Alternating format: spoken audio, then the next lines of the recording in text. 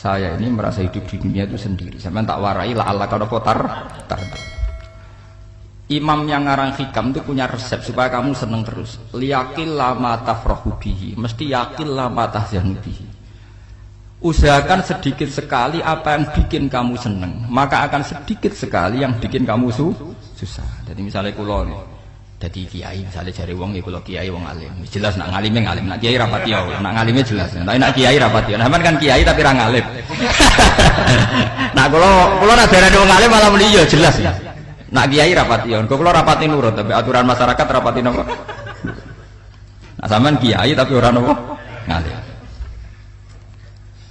Ya betul. Ndak ini memang bedanya jauh. Ya mungkin lebih kiai sampean di mana? Cara derdek-derdek donga meyakinkan sampean. Tapi cara artine donga piye paham kula. Lha mboten iki nyata, sampean rasa tersinggung napa barang-barang napa? Nyata. Nah, kalau sering ditakoki kiai-kiai masalah resepnya apa jenis? Kok jenengan ra tau susah, padahal kita ra tau wiridan, ra tau muhayyisib. Resepnya ilmu itu gini kata hikam. Ulama yang kayak hikam tuh pernah ngarang kitab tuh saking syukurnya entah saking angkuhnya terserah ngomentari. Kamu harus yakin bahwa di sisa hidup Anda itu tidak akan maksiat lagi. Sehingga kalau kamu ditakdir maksiat, anggap saja akhiru maksiatin kudirat alika. Anggap itu yang terakhir.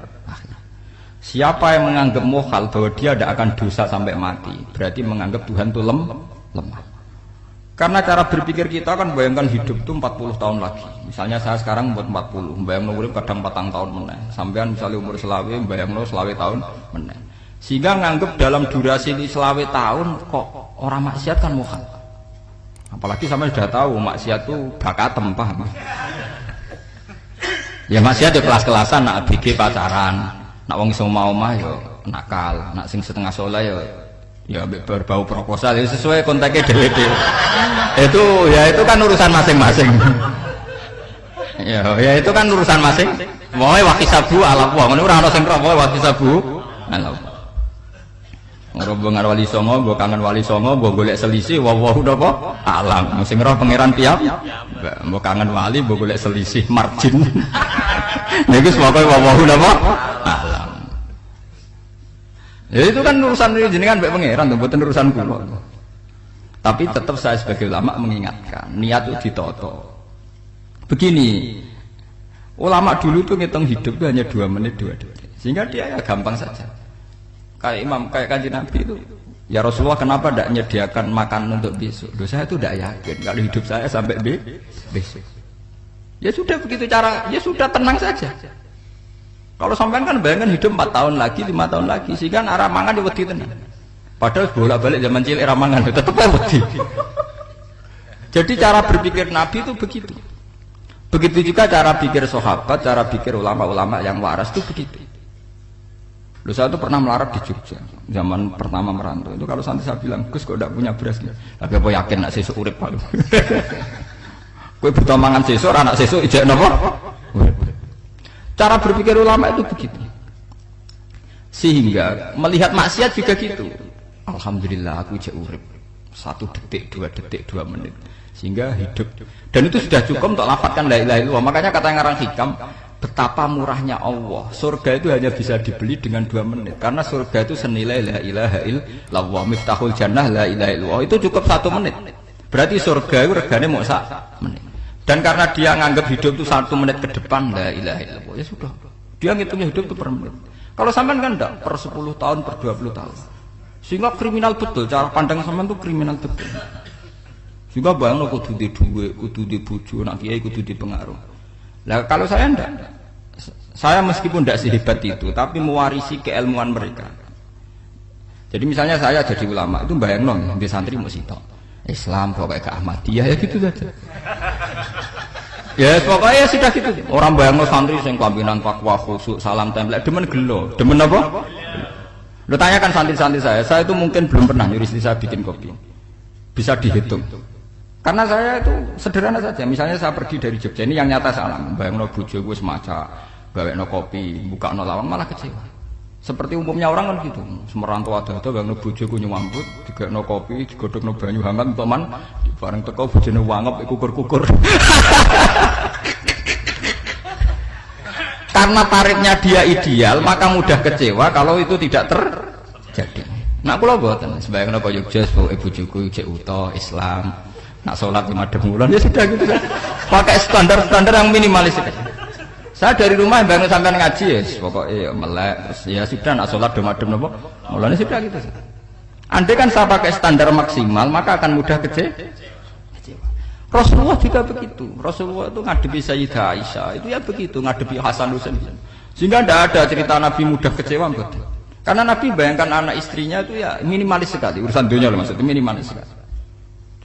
Misalnya Nabi pagi-pagi tanya, ya Aisyah apa ada sarapan? Tidak ya Rasulullah, ya idzan asumu, kalau gitu saya puasa. Kalau sampean usul-usul orang digekno kopi wong wedok apa gitu kan repot. Muni-muni itibak sunnah Rasul tapi tidak pernah sampean mendekati sunnah napa Rasul. Sehingga ya tenang saja Nabi. Saya tuh alhamdulillah bisa niru dalam gitu-gitu tuh bisa. Makanya ini kiai muda paling jauh. Banyak kiai-kiai yang sepuh itu kalau urusan gitu konsultasi Mas. Gus Resep apa kain. Ini kula ora karep apa.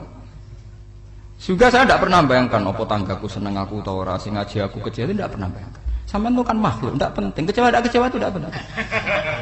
Saya itu orang alim, ngerti ini warido kamat lubi, ora waridokum. Yang tak goleki ridane pengiran, ridane sing ngaji, ridane konsumen. Itu apa? Makhluk tidak penting. Itu harus dilatih.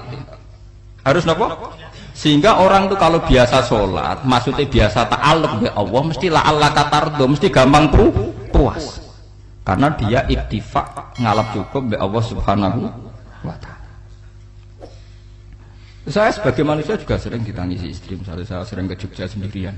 Nak ning dalan ana apa? Ning dalan ibu milih pangeran. Misalnya mati ning dalan ya paling aku wong apik ning swarga. Paling wong nangis go kegiatan tak guyon. Bukan apa-apa. Ingin saya bahwa konstitusi ulama itu masih iktimat Allah. Kalau kita kan enggak. Cara berpikir kita ngaji itu ideal sing ono podium, sing ngaji kelaminan takwa kabeh, ketunan kaji kabeh, ndiluk kabeh. Kita kan pakai standar-standar yang dengan asumsi kita. Padahal Nabi dulu zaman sugeng al-iman hahuna wa yusiru ila qalbihi sadrihi salah satu iman itu urusan hati. Komitmen sampean be Allah Subhanahu wa taala. Nah ini resepnya. Makanya kata hikam liyaqillah ma tafrahu bihi, mesti yakinlah ma tahzanu bihi. Sedikitlah kamu gembira dengan satu hal, nanti akan sedikit kamu yang kecewa. Artinya misalnya kados kula sebagai ulama seneng kula niku kok ijek iman, ya kayak wong awam. Ya sudah gitu. Jadi misalnya suatu saat kula jatuh, yang ngaji saya gak semeneng dadi kupeding. Wong sing seneng kula bubar kabeh. Kula ya ora susah, miskola darah bener. Gus saiki jenengan ora sing seneng. Ya tenang saja. Sing ora seneng ya makhluk-makhluk ora jelas. Dan status mereka tetap la yadurru wa la yang ini harus jelas. Sehingga Nabi itu ya meskipun beliau itu perang, sahabatnya meninggal ya tenang saja. Nabi cara berpikir yang meninggal mereka mati syahid, yang masih hidup dianggap berpotensi melakukan kebaikan. Sama tak warai resep-resep dari Rasulullah Shallallahu Alaihi Wasallam. Saya ini sebetulnya memaksa, menjelaskan ini memaksa karena saya inginnya jadi ulama yang kayak umumnya orang. Tidak ideal amat. Tapi kan saya ditekdir ilmunya itu ideal. Jadi terpaksa saya jelaskan. Tapi kalau perilaku saya tidak akan ideal. Soalnya ngawur. Saake mari Ghafuri pengiran nganggur bolak-balik cerita. Ada seorang wali karena dia wali itu doa di multazam, ya Allah saya ini minta satu hal. Karena dia wali maka tidak minta uang, tidak minta jabatan, minta engkau takdir saya tidak pernah maksiat. Itu kan bagus sekali. Minta doa ditakdir gak maksiat kan ada. Dari pengiran malah jawab. Fa'ena adau ghufran. Karena tahu maksiat malah sifat ghafurku tak ada kok endi. Gamane pangeran kan sifat ghafurku rak nganggur. Malahnya ndak ada orang selain Nabi kecuali ditakdir tahu maksiat. Ben sifat ghafure pangeran efektif. Paham napa? Lah nek sampean kan ghafure mbok nggo kabeh. Dadi karek sajidul iqab. Karena maksiate sampean wis sering. Jadi sifat ghafure wis berlaku aktif. Saya karek nunggu sifat sajidul iqab. Paham ya? Itu beda dengan wali-wali. Sifat sadidul iqab mau aktif mereka tidak punya dosa. Malah pangeran bingung gak kok sifat ghafure. Apa ada kok ghafur atau dosa. Didakoki sadidul iqab gak tahu maksiat. Jadi pangeran malah sing bingung. Nak kowe ora tau maksiat ghafur kok tak dakoki. Kok ora tau maksiat wong iku ora tau apa? Didakoki sadidul iqab gak mungkin ora tau maksiat. Lah pangeran ape dak kok Ghafur kan syaratnya dosa sik. Sampean kan walian. Ghafure wis dintekno. Keseringan kepake, paham ya? Karek nopo? Karek sadidilikum. Ya itu memang standar Tuhan. Semua Quran itu kalau nyeritakan gitu. Nabi ibadi anni anal ghafurur rahim. Kaulaku ceritani aku ghafurur rahim. Tapi yo ceritani wa anna adzabi wal adzabul alim. Jadi Nabi ibadi anni anal ghafurur rahim wa anna adzabi wal adzabul alim. Kalau Nabi Ibrahim, Nabi Muhammad inna rabbaka lasariul iqab. Pangeran cepat nyiksane. Tapi wa innahu laghafurur. Jadi dua sifat ini pasti aktif. Dan tentu ulama itu senang sifat ghafur itu ya meskipun aktif, tapi mereka tidak pernah ngambil fasilitas sifat nopo. Kalau baleni malih. Sehingga kayak Sayyidina Umar radhiyallahu anhu ketika beliau pertama jadi khalifah, ini cerita di kitab Hayati Sahabat. Pertama dia jadi khalifah, orang mengira dia akan ngomong hal-hal yang besar, visi besar tentang negara, visi besar tentang izzatil Islam wal muslim. Tapi ketika Umar pertama pidato begini, ayuhal muslimun ayuhan nas, ana, dari kata Sayyidina Umar, ana hulamun min bani Makhzum, akulu min kholati. Saya ini pemuda dari Bani Makhzum. Kecil saya bisa makan karena bulik-bulik saya punya kebun kurma yang kalau saya memanen diopahi beberapa biji dan itu menjadi kuti wahayati, menjadi saya bisa hidup. Terus wassalamualaikum warahmatullahi wabarakatuh. Orang itu penasaran semua. Orang jadi khalifah pertama dibenem jadi Amirul Mukminin, pidatonya ngenang masa kecilnya ra kelar mangan, kelare mangan mergo buruh bulike, paham ya? Ngondoh kurma terus dikai tamarotin, beberapa kurma sing dadekno iso. Dan itu saya pakai sampai ketemu Allah Subhanahu wa taala saya pakai. Misalnya sekarang saya mulya, misalnya kalau dibilang mulya, ya ana sing nyucup, ana sing husnudzon, ana sing hormat, ya macam-macam sawangane. Itu bodoh sekali kalau saya menikmati itu, bodoh sekali. Paling banter nikmati dicucup, dihormati itu apa? Tapi kalau nikmatnya bisa makan saat itu tuh nyawa. SBY jadi presiden prestasi, Gus Dur jadi presiden prestasi, tapi umpama presiden tetap mangan. Prestasi tertinggi adalah bisa makan selisat dirumki gojogonyo. Makanya Umar mengingatkan, sebetulnya nikmat tertinggi saya itu tidak saat saya jadi khalifah, saat itu kok aku iso mangan, cara gak aku mati. Paham ya? Jadi itu luar biasa. Kita ini kan menjadi angkuh karena ngitung nikmat itu yang besar-besar, punya prestasi, punya. Kalau saya enggak ngitung nikmat itu kelar mangan gak mati, kan gampang. Sehingga saya tidak mudah kecewa karena tarifnya minimalis, gak gampang apa? Jadi misalnya kalau kapan-kapan kok berhubung, Gus ini Tuhan rasanya jenengan ngeten-ngeten. Oh makhluk itu ya gak apa-apa. Kalau disetatuskan kiai kan seakan-akan ngomongnya sakral, seakan-akan mandi. Tapi tak status, oh makhluk itu ngomong ngono ya sudah kan. Menjadi ringan kan kalau distatuskan sebagai apa? Makhluk. Tentu makhluk statusnya la yadurru wala yanfa. Nah di sini ini pentingnya orang-orang ahli tauhid tentu tidak punya kesusahan. Innalladzina qalu rabbuna Allah tsummas taqamu. Itu mesti tidak ada kesusahan sama sekali.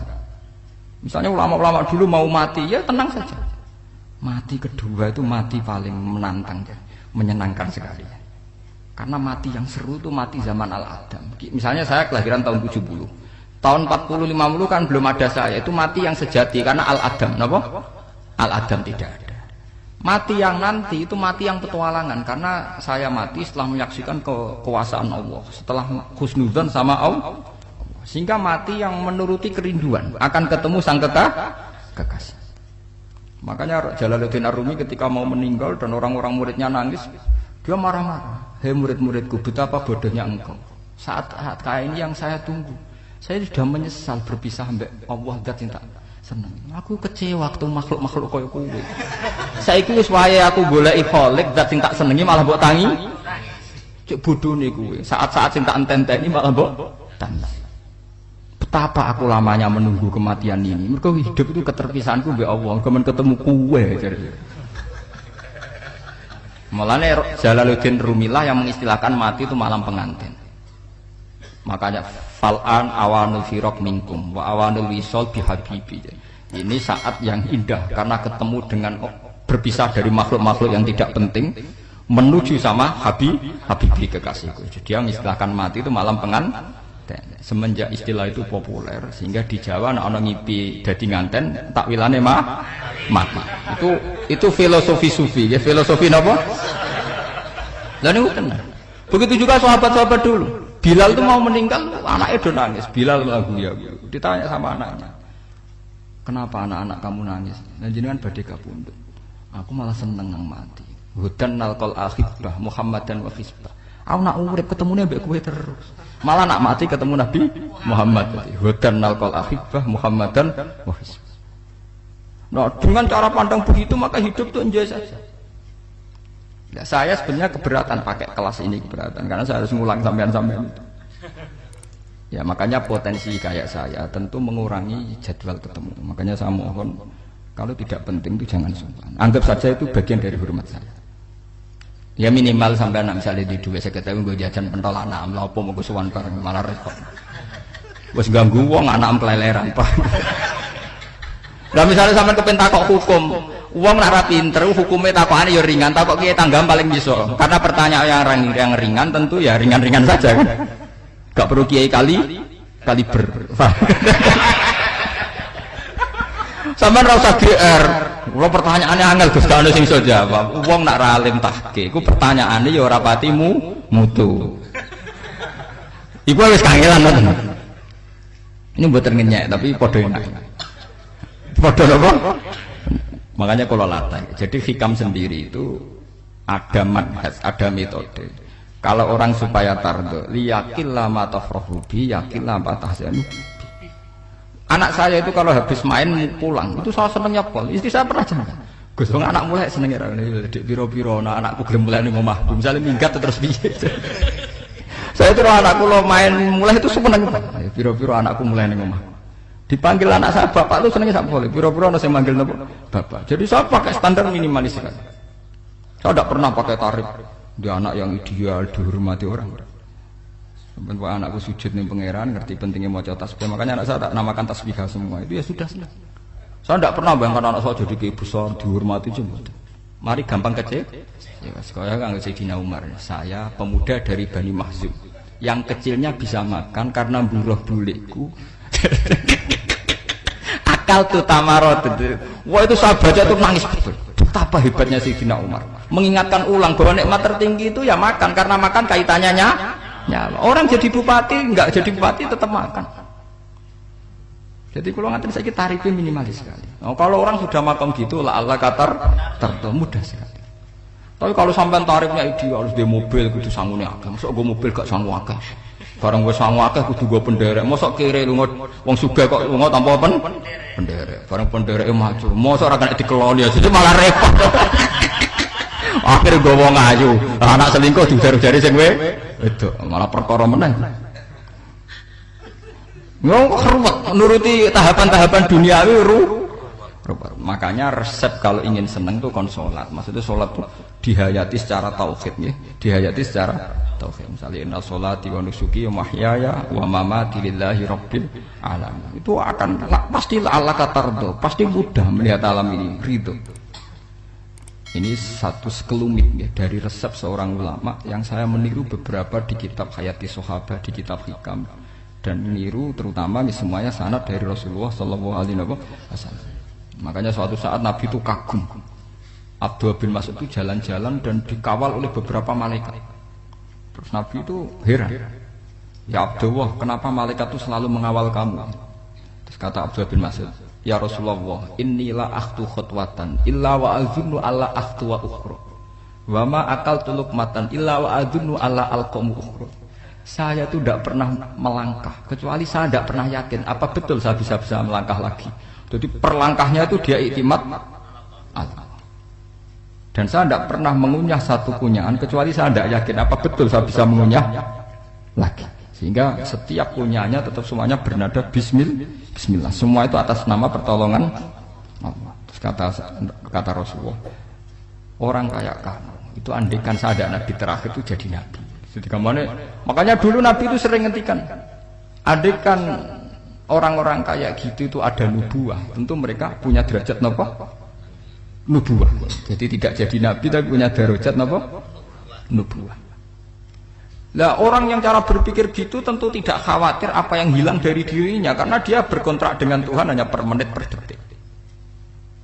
Makanya hikam punya resep al-mu'min yusiru sana Allah min ayakuna li nafsi dzakiron.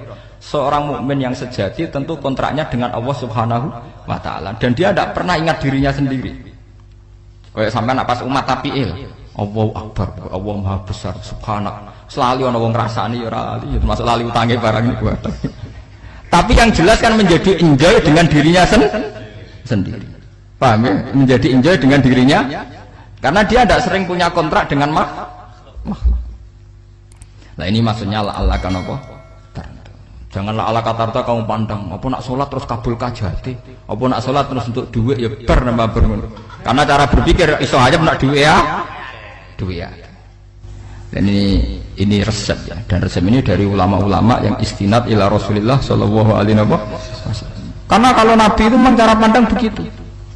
Aisyah itu pernah ditanya, ya Aisyah, saya ini ingin makan, apa daging yang dari sahabat ini masih? Wah ya Rasulullah sudah habis karena tak kasihkan tetangga. Itu Nabi tidak marah-marah, malah bilang, kamu benar Aisyah, kamu keliru, yang kamu kasihkan tuh yang masih. Karena daging dipangan dewe kadang nuruti nafsu, nak dikekno wong sudah kau nuruti perintah pengen. Jadi Kanjeng Nabi beneran Aisyah daging ijek. Mung kula nanti yang malah ijek, sing mbok sudah kau malah sing ijek. Cara berpikir Nabi itu begitu. Tapi tahu-tahu disederhanakan sunnah Nabi ya serbanan. Lah itu kan ya memang itu bagian dari sunnah Nabi, tapi sunnah seharga 10.000. Paham ya? Ya monggo mawon nak sampean sunnah Nabi serbanan gitu, tapi itu sunnah yang bisa dibeli dengan murah. Hakikatnya sunnah Nabi itu rata-rata bentuknya perilaku. Napa? Sampean delok dawuh Aisyah tengene tiba berjanji. Kana khuluquhul Qur'an wa shimatuhul ghufran yansahu lil insan wa yafsahu fil ihsan wa ya'fu 'anil dzambi idza kana fi haqqihi wa sababi. Kana khuluquhul Qur'an, Nabi ku akhlak dasare wis kaya Quran plek. Urusane akhwat. Wa shimatuhul ghufran, ciri utama sifatnya Nabi gampang nyepuro. Yansahu lil insan. Dan Nabi punya niat baik pada seluruh manusia. Wa yafsahu fil ihsan, sering melakukan ihsan. Lah nek sunah Nabi ngoten kan luwih sering kula Quran ya wis hafal mulang.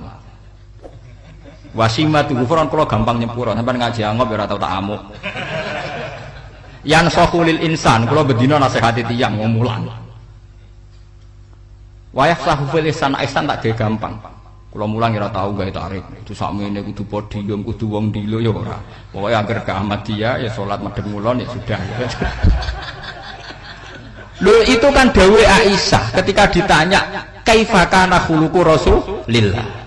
Dan itu semua dijawab oleh ahwal, oleh sebuah perilaku. Tidak ada Aisyah jawab nganggo atribut.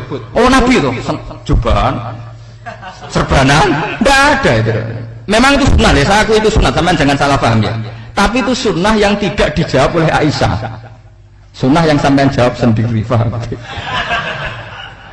Aisyah yang istrinya Rasulullah ketika ditanya kaifa kana khuluqu Rasulillah, beliau jawab kana khuluquhul Qur'an wa simatuhul ghufran yansahu lil insan wa yafsahu fil ihsan.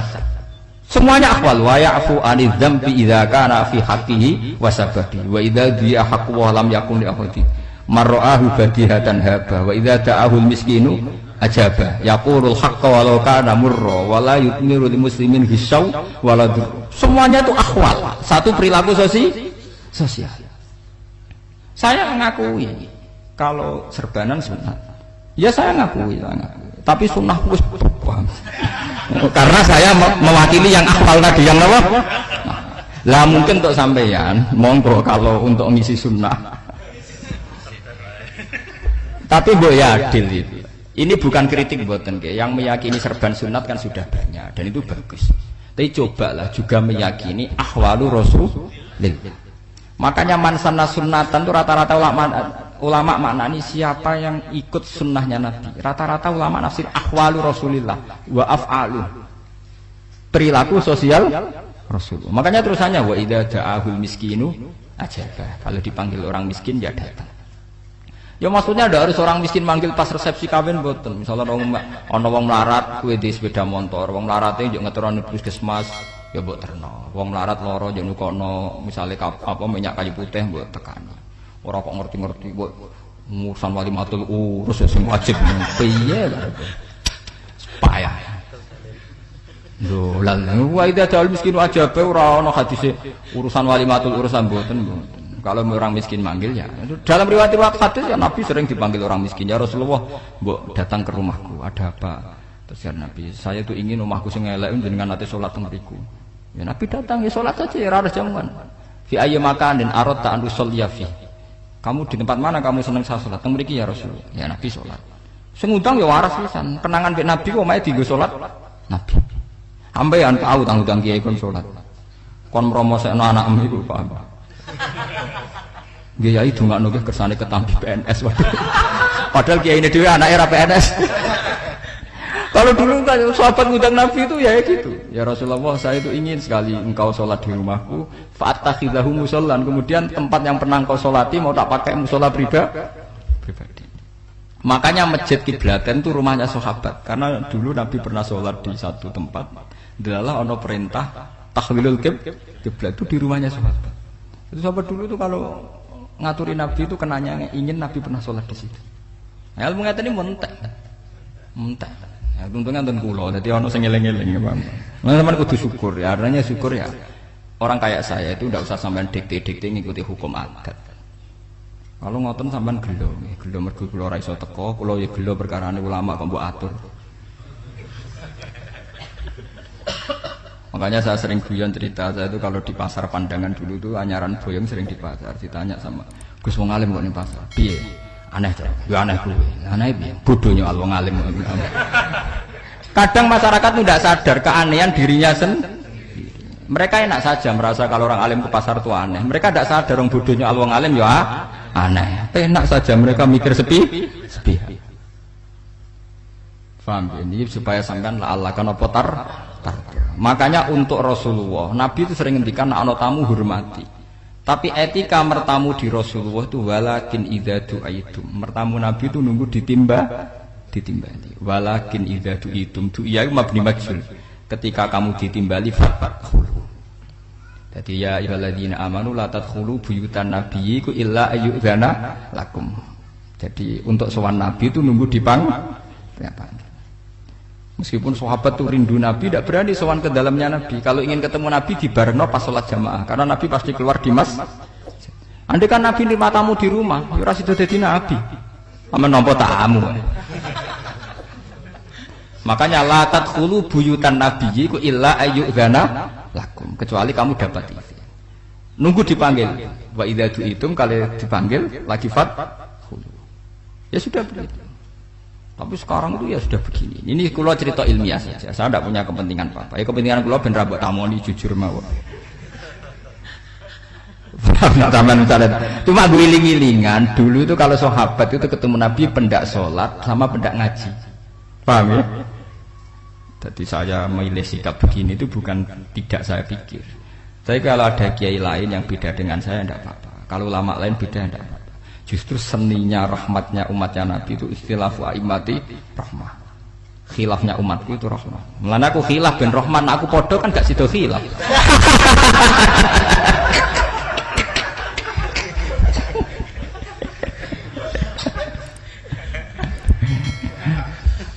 Dasar duwe buat khilaf. Jadi sebetulnya jelas ya ayyuhalladzina amanu la tadkhulu buyutan nabi la yudana lakum la ta'amin ghairu nazirina inna walakin idza du'itum. Kalau kamu nah, padahal setelah tidak ada nabi tentu yang mewarisi nabi adalah ulama. Ya minimal itu ya ulama itu pokoknya kula kenangan panjenengan yang ngaji. Misalnya kenal Gus Bah ya kenal nabi pas ngaji ya sudah gitu. Sahabat kenangannya sama nabi ya gitu. Nabi roh jeneng ora cuma aku betina jamaah mbek Nabi. Ya sudah gitu kenangannya. Yang kenal Nabi ya sahabat papan-papan atas ya. Makanya sahabat itu ribuan tapi pancet sing muncul ning hadis Abu Bakar, Umar, Utsman, Ali. Karena yang lain memang enggak kenal, hanya ikut sholat, ikut ngaji. Jadi ya enggak ada memang enggak tahu muncul ning apa? Hadis. Muncul jam'un minas sahabat. Munculnya rombongan. Ya karena mereka kenalnya Nabi ya pendak sholat, pendak apa? Ngaji. Paham gitu. Terus niki kula sukani resep liyaqil ma tafrahu bihi, mesti yaqil ma tahzanu bihi. Supaya sedikit sekali yang bikin kamu senang, maka akan sedikit sekali yang bikin kamu Jadi misalnya kita bayangno bojo ngoten. Bojoku alhamdulillah ta Islam nak salat madhepmu. Jadi misalnya roh cerewete, roh judese, roh kukur-kukure mbek angop tenang. Tenang. Mergo jais